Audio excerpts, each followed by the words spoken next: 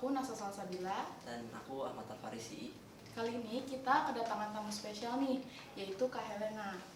Jadi Kak Helena ini pegawai humas di Bea Cukai Tangerang. Nah, kita mau ngobrol-ngobrol nih Kak.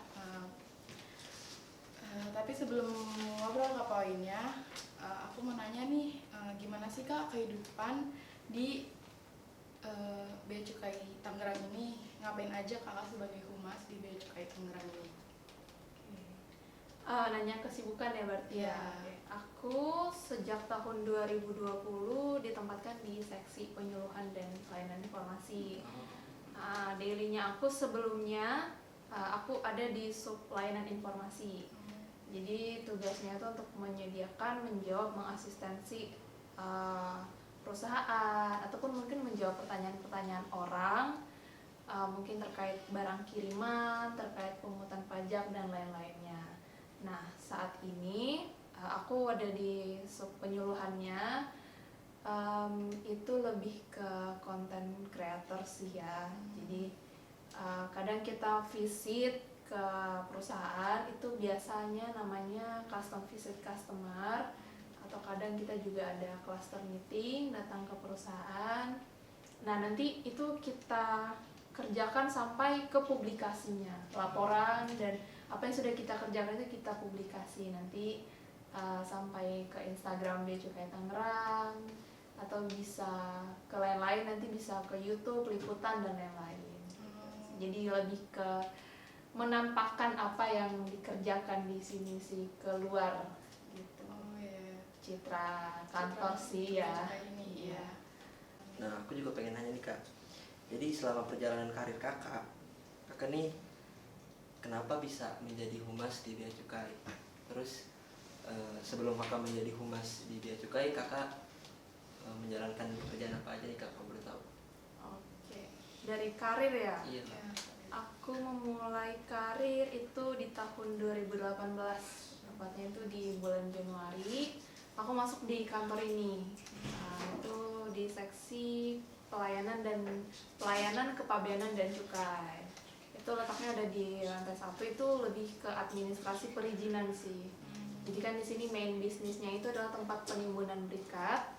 Jadi kita kasih fasilitas kepada perusahaan yang melakukan importasi barang berupa raw material seperti kain. Nah, nanti itu kita kasih fasilitas berupa penangguhan bea masuk dan tidak dipungut PDRI. Nah, nanti itu akan diolah oleh perusahaan jadi barang jadi, kemudian diekspor ataupun dijual lokal. Nah, proses-proses itu yang kita beri perizinan. Oke, kemudian lanjut di tahun yang sama pada bulan Agustus aku lanjut studi D3, jadi aku udah nggak kerja lagi. Kemudian lulus September 2020 aku kembali lagi ke Bea Cukai Tangerang, itu sebagai humas. Di humas, tapi waktu itu masih di layanan informasi sampai Januari 2024. Jadi sekitar dari 2020 ya, berarti ya 2020 sampai 2024 aku di layanan informasi. Lanjut per Januari kemarin di sini jadi humasnya sesungguhnya. Oke, pertanyaan berikutnya nih, biar yang nonton juga nggak bingung. Menurut kakak apa sih humas itu sendiri? Oke, humas ya. Humas itu take it simple, humas itu ya hubungan masyarakat ya. In English tuh public relation. Jadi kita sebenarnya jalin relasi sama orang-orang. Cuman kalau aku sendiri menganggapnya humas itu ya kita adalah wajah atau citra dari kantor ini gitu. Jadi apa yang kita tunjukkan itu yang menggambarkan kantor ini. Gitu sih. Jadi kalau kita kan di sini bikin konten ya, jadi ataupun mungkin kita kunjungan ke perusahaan. Jadi apa yang kita lakukan, apa nanti outputnya itu ya itu yang menggambarkan Bea Cukai Tangerang pada umumnya gitu. Oke, untuk selanjutnya kira-kira kakak nih sebagai humas gimana sih cara mengembalikan kepercayaan publik ke instansi bea cukai, sedang lagi yang baru-baru ini ada isu-isu yang kurang enak nih di masyarakat Kak. Jadi gimana strategi Kakak untuk mengembalikan kepercayaan masyarakat terhadap bea cukai ini? Oke, ini terkait dengan isu berarti. Iya ya? betul Kak. Gimana ya? Nggak bisa dipungkirin di setiap pekerjaan juga ada isu-isu seperti itu Betul. kan, buruknya tergantung bagaimana organisasi menyikapinya. Kalau aku sendiri sih masih terlalu kecil sih untuk menyelami ke sana, cuman yang aku lihat ya bagaimana organisasiku melihat. Mungkin yang paling kelihatan baru-baru ini ya, yang tahun lalu ya. Iya betul Kak. Ditangani jadi nggak chaos gitu sih ininya, jadi kayak siapa yang terlibat, siapa yang bisa memang untuk mengcounter itu memang benar-benar dikerahkan untuk menangani itu, dan yang lain tetap fokus untuk bekerja, fokus untuk mengejar untuk mencapai prestasi, kayak misalnya menggagalkan penyelundupan narkoba, menggagalkan penyelundupan barang-barang ilegal. Jadi isu-isu yang kemarin sih aku lihat tidak membuat organisasiku itu menjadi seperti yang mereka beritakan gitu. Iya. Tapi kita tetap menangani informasi buruk itu. Kita berikan klarifikasi, kita sampaikan bagaimana kejadian yang sebenarnya, jadi tetap ditangani dengan baik, dan yang lain itu tetap, pegawai-pegawai yang lain itu tetap berfokus untuk bekerja gitu. Jadi nggak seburuk yang diberitakan di media gitu ya? Itu tergantung persepsi orang yang membaca, dan itu juga salah satu strategi orang-orang PR ya, bagaimana memberitakan itu. Kalau kita lihat misalnya di Humas Polri misalnya, kita bisa lihat tuh di feed mereka, cara mereka untuk mengcounter berita negatif. Kayak mereka bikin sayembara apa kemarin itu kalau ingat. Ya, tergantung bagaimana PR-nya juga sih untuk mengembalikan kepercayaan publik itu. Iya. Pertanyaan berikutnya nih, bagaimana sih Kak strategi Kakak sebagai seorang humas di Bea Cukai ini dalam menjalin hubungan dengan masyarakat dan media? Gimana tuh? Oke. Kalau yang media ya, di sini kita memang sudah ada program kerjanya juga dengan media. Itu kita menjalin relasi dengan beberapa, misalnya surat kabar, untuk mempublikasikan berita kita, nanti bisa dimuat di berita online juga. Kemudian untuk kadang kita juga siaran radio, kemudian ke masyarakat, contohnya itu ya mungkin di bagian layanan informasi sih, menjalin hubungannya. Jadi ketika ada orang yang datang, apalagi ya biasanya orang-orang ini misalnya maksudnya masih sangat awam dengan bea cukai, baru beli barang, barangnya ketahan di bea cukai. Di situ kita menjelaskan bahwa iya benar ketahan, alasannya karena apa. Jadi kita jelaskan bagaimana sih caranya barang itu supaya keluar, atau mungkin mereka yang kena penipuan gitu. Kita jelaskan. Bagian menjelaskannya. Iya, jadi kita menjelaskan dengan baik, ngasih informasi yang sebenar-benarnya, jangan sampai ngasih harapan juga ke mereka. Jadi kita jelaskan sebenar-benarnya dengan sebaik-baiknya.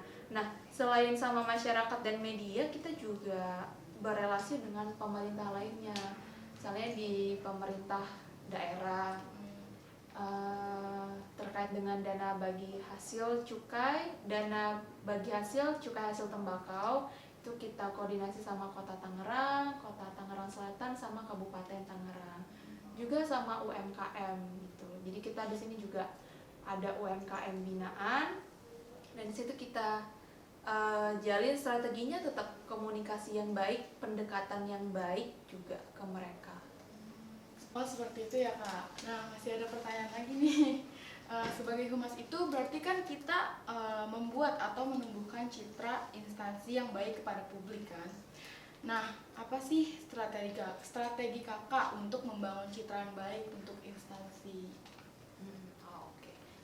Ini aku ngambil ininya untuk pengguna jasa ya. Pengguna jasa kita itu pengusaha kawasan berikat, gudang berikat, pusat logistik berikat dan lain, atau juga ada yang reksan cukai.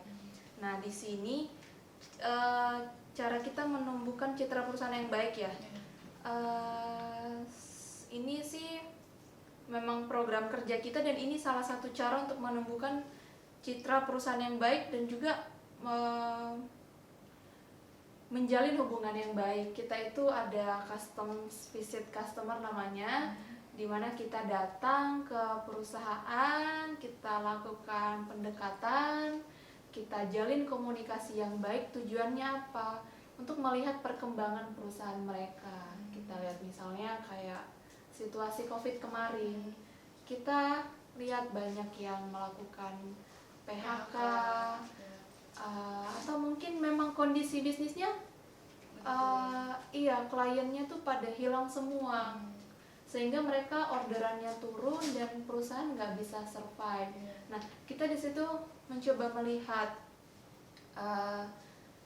ada fasilitas lain nggak yang bisa kita tawarkan sebelum mereka benar-benar keluar gitu, sebelum mereka benar-benar tutup perusahaannya gitu. Jadi kita lakukan pendekatan untuk dekat kepada mereka, dan juga untuk citra yang baik tentu saja kita harus tunjukkan, kita harus publish juga ke media sosial, karena ya dunia sekarang ya. Karena media sosial itu berpengaruh banget. Iya, orang-orang yang mungkin kita datangnya ke perusahaan ini, tapi ketika orang lihat, wah bagus nih Bea Cukai gitu, mengasistensi perusahaannya ya untuk tetap survive gitu. Oke. Tadi pertanyaannya kan udah berat-berat nih ya kayak. Jadi sekarang kita agak geser sedikit. Yang aku mau tanyain, selama kakak bekerja di Humas Tangerang ini, Humas Bea Cukai Tangerang ini, apa sih suka dukanya gitu selama kakak kerja di sini gitu? Sukanya sih banyak, dukanya juga dukanya sedikit aja. Dukanya sih lebih ke challenge-nya aja kali ya. Kalau sukanya sih di sini kerjanya sangat bervariatif ya. Tapi enak aja sih. Jadi kalau buat aku pribadi, upscale sih, mengembangkan diri dari yang tadinya iya, misalnya aku dulu di bagian layanan informasi, aku ngertinya hanya yang terkait dengan kantor ini aja. Tapi kan orang yang datang ke kantor ini dari berbagai macam daerah, dia hanya karena rumahnya di Bintaro datang ke sini, padahal harusnya datangnya ke Soekarno-Hatta. Tapi itu harus kita layani dan kita harus tahu, dan itu buat aku belajar aturan-aturan kayak, oh di bandara itu seperti apa sih, kalau misalnya bawa obat emang nggak boleh ya dibawa ke Indonesia, atau misalnya bawa minuman berapa sih batasannya, kalau misalnya bawa handphone harus diregistrasikan ya emailnya. Jadi ya kita banyak belajar sih. Kalau misalnya di sini kita kembangin skill-skill baru sih, kayak nulis, jadi reporter, jadi content creator juga, baik yang di balik layar maupun di depan layar gitu. Kalau challenge-nya sih, misalnya nih kayak berita negatif ya, itu kan sangat sensitif ya. Kita harus dituntut cepat buat menangani itu. Kan nggak mungkin ya berita negatifnya hari ini kita klarifikasi di bulan depan. Jadi ya kita dituntut harus cepat gitu. Iya, harus up to date gitu. Kerjanya harus cepat. Oke Kak, jadi kan banyak nih yang bilang katanya yang masuk ke Bea Cukai ini hanya dari lulusan STAN. Kalau misalnya teman-teman yang bukan lulusan dari STAN nih Kak, mau ke instansi Bea Cukai, bisa nggak kira-kira Kak? Oke, terkait rekrutmennya ya berarti ya bisa nggak sih orang dari luar STAN masuk ke bea cukai? Jawabannya bisa. Jadi kita itu penerimaan bea cukai itu dari STAN. Di STAN itu pendidikannya ada D1 bea cukai dan D3 bea cukai. Kemudian dari penerimaan umum PNS itu bisa ambil dari diplomat juga sama yang sarjana. Nah, kalau yang sarjana sama diploma ini macam-macam kebutuhannya, ada yang di bidang IT ataupun mungkin di jurusan kimia karena kan kita ada lab bea cukainya juga, atau mungkin juga ya yang ekonomi gitu karena terkait sama penerimaan negara kan, atau yang rekrutmen untuk ABK juga ada untuk penempatan di kapal gitu, nanti ditempatkan di pangkalan sarana operasi gitu. Jadi nggak dari STAN semuanya. Berarti nggak harus anak STAN. Iya, tapi ya tetap kan peluang untuk masuknya. Lebih ke arah STAN. Oke kak, kalau misalnya di kantor Bea Cukai Tangerang ini ada bagian-bagian apa aja sih kak? Terus program kerjanya ada apa aja gitu mungkin? Untuk bagiannya ya kita sebutnya di sini unit kerjanya ya, itu berupa seksi dan bagian. Jadi kantor ini dipimpin oleh satu orang kepala kantor. Kepala Kantor Pengawasan dan Pelayanan Bea dan Cukai tipe Madya Pabean A Tangerang. Nah, di bawahnya tuh ada subbagian umum namanya. Nah, subbagian umum ini melakukan pengurusan terkait kerumah tanggaan, terus terkait keuangan dan juga kepegawaian, segala administrasi pegawai, misalnya pegawainya lagi mau izin belajar, cuti, tugas belajar, nanti semuanya diadministrasikan di sana. Kemudian ada seksi pelayanan kepabeanan dan cukai. Ini pengadministrasian segala bentuk perizinan. Ini sih mainnya ya di kita yang utamanya ya, karena misalnya kita kan pengguna jasanya adalah perusahaan kawasan berikat ya. Perusahaan kawasan berikat ini kan nanti melakukan aktivitas yang dimana aktivitasnya itu membutuhkan perizinan dari Bea Cukai Tangerang. Nah, mereka nanti mengajukan surat dan itu akan diproses di seksi penyuluhan dan lain informasi. Jadi mereka yang memproses administrasi perizinannya itu memantau juga ke perusahaannya yang berinteraksi langsung lah gitu. Kemudian ada seksi perbendaharaan, ini tugasnya memungut penerimaan negara, bea masuk, cukai, pajak PDRI, kemudian terkait denda-denda juga kalau ada perusahaan yang melakukan pelanggaran. Terus seksi perban, selanjutnya ada seksi PDAD. PDAD ini melakukan pengoperasian komputer, terkait server juga, gimana internet di kantor ini juga mereka yang kadangkala menangani gitu. Kemudian administrasi dokumen-dokumen ke perusahaan juga seperti BC25 dan yang lainnya mereka yang administrasi. Kemudian ada seksi penindakan dan pengawasan, ini penyidikan dan penindakan. P2 itu melaksanakan kegiatan patroli, intelijen, pengawasan langsung ke kawasan berikatnya gitu, ataupun ke perusahaan cukai, misalnya ada tempat penjualan eceran. 1, 2, 3.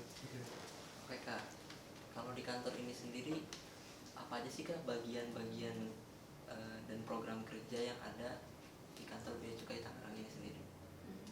Untuk bagiannya di sini kita ada 6 seksi dan juga 1 bagian. Jadi kan kantor ini dipimpin oleh satu orang kepala kantor pengawasan dan pelayanan bea dan cukai tipe Madya Pabean A Tangerang.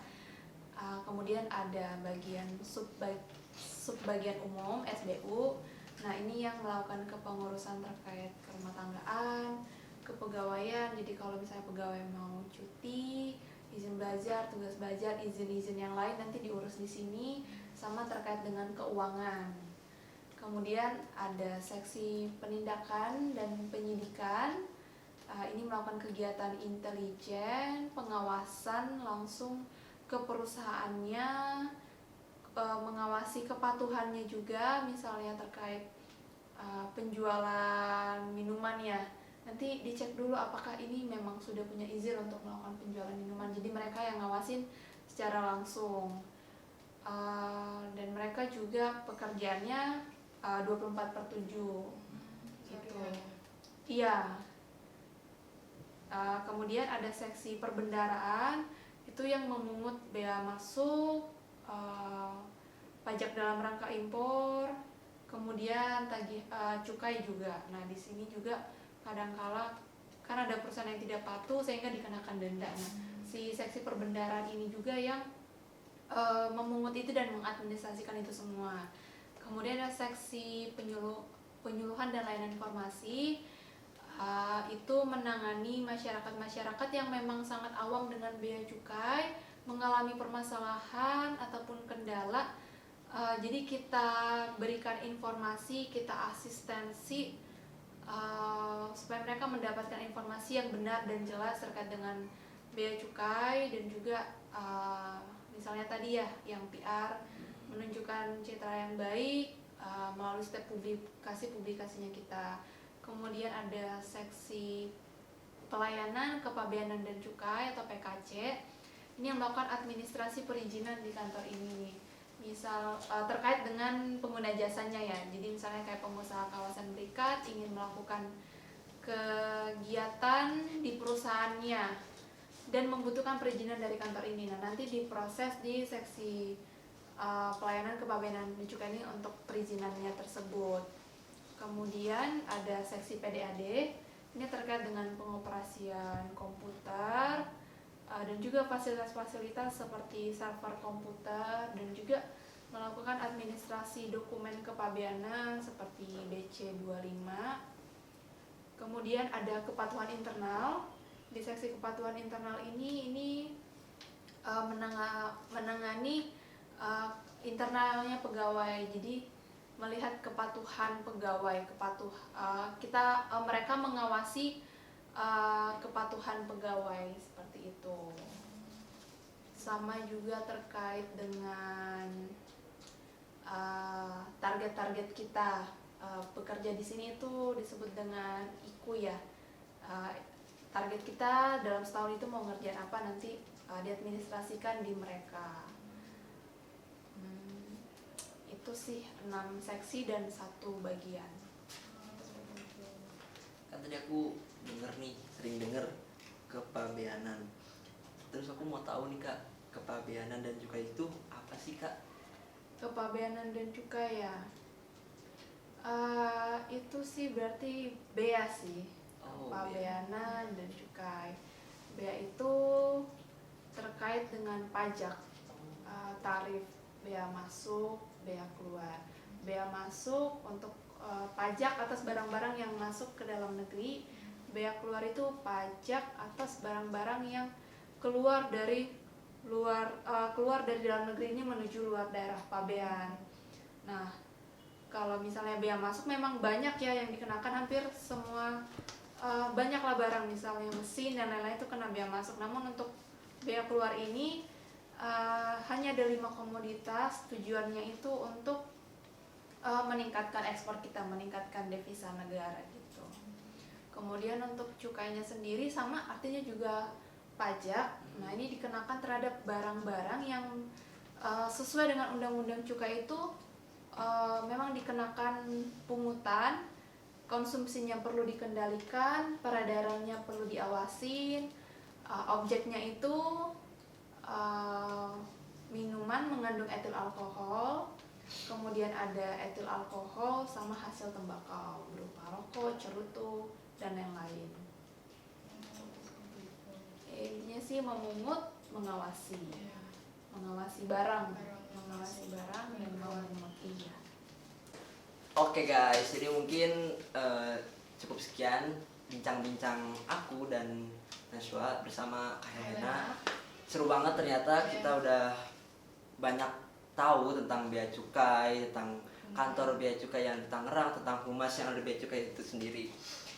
Jadi mungkin itu aja kali ya bincang-bincang pertemuan untuk hari ini untuk memenuhi tugas dari Ibu Riza, yaitu mata kuliah dasar-dasar humas.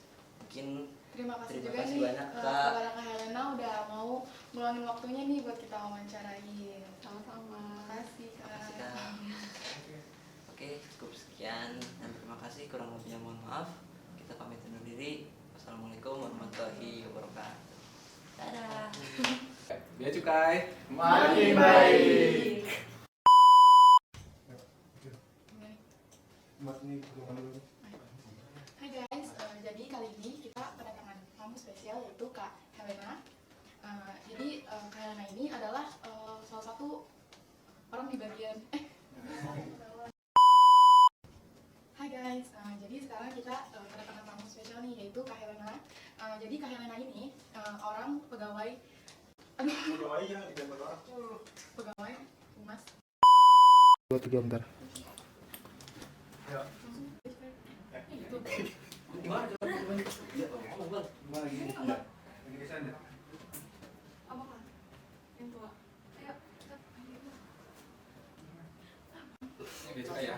1, 2, 3. Bea Cukai Makin baik. Jangan malu. Gimana sis? Alhamdulillah.